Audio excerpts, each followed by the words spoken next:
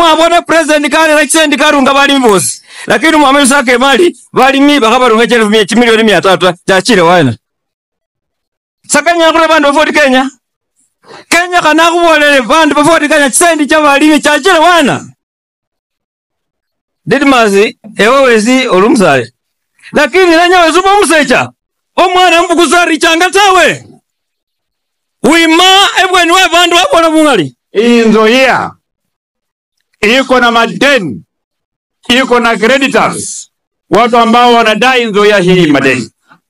Na wale watu ambao wanadai Nzoia hii madeni walienda kotini wakatafuta ukishonia mwenye anatembea na makaratasi kwa mfuko akitafuta matrakta ya Nzoia auze, akitafuta magari ya Nzoia auze. Ni huyo Zakaria Barasa ambaye amekuwa hapa. Sasa tukiongea maneno ya Nzoia, tuondoe maneno ya biashara katika Nzoia Sugar. Hii Nzoia Sugar, safari yake ya kuprivatize Nzoia Sugar haijaanza mwaka ambao uliisha. Safari ya kuuza Nzoia ilianza mwaka wa 2018 wakati serikali ya Kenya iliunda kamati ambaye ilisimamiwa na gavana wa Kakamega wakati hiyo Mheshimiwa Wycliffe Oparanya, na akakuwa co-chair na waziri wa devolution wakati hiyo akiwa Eugene Wamalwa.